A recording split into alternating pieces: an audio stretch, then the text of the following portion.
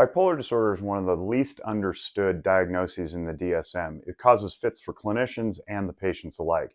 In this video, I hope to show you at least my understanding of what bipolar disorder is. It's a crude demonstration. It's just a graph on a whiteboard, but bear with me. So let's graph this. We'll put mood on our y-axis and time on our x-axis. And what I'm going to do is show you something that looks like a stable mood over time. All right, that's not realistic. Nobody does that. Normal people have moods, and they have what we would call mood swings. A mood swing is not bipolar disorder. You have to meet specific criteria. And I'm not going to get into that here, but this is sort of what a normal day would look like, or even a life. Now, it doesn't look like a sine curve, but you get the idea. So what is bipolar disorder? Well, there are two different types. One, and they are literally called type 1 and type 2. Type 1 is when you have a manic episode and then you have a depressive crash. And usually that depression can last for some period of time. Now, here's the key. You don't have to have multiple manic episodes to qualify for a diagnosis of bipolar disorder. You only need one over time. Now, you may have another one later and then follow it up with a depressive episode. But the point is, you only need one. Now, what is mania? Mania is typically behavior that ends up in life-altering and usually life-wrecking consequences. Spending out of control, uninhibited sex, changing jobs without warning, moving across the country without a plan, something that substantially alters your life. But then you also have to have the depression. So this is where people get the idea that bipolar disorder can't be cured. It's because the definition in the manual literally says you only need one manic episode, and therefore bipolar disorder can be rendered as a diagnosis.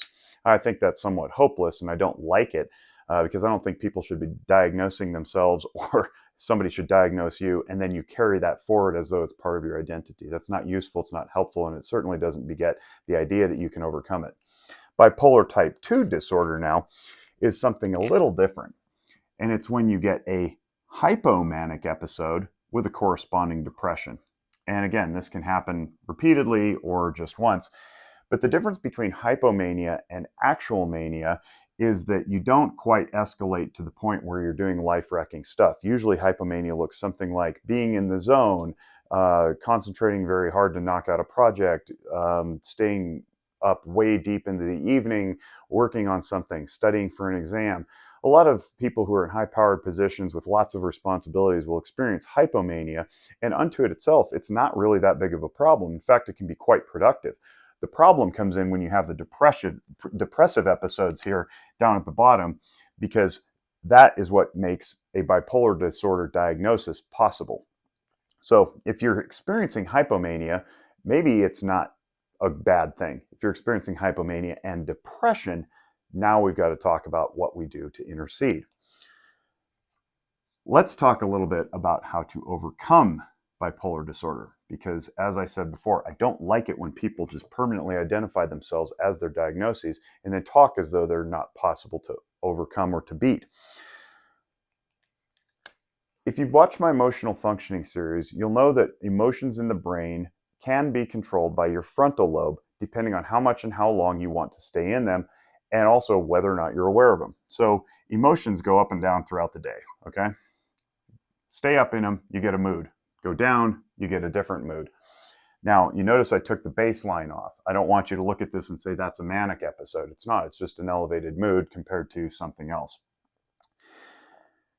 We've got a couple options here. We can give over to our emotions and let them control us, or we can recognize them and control them.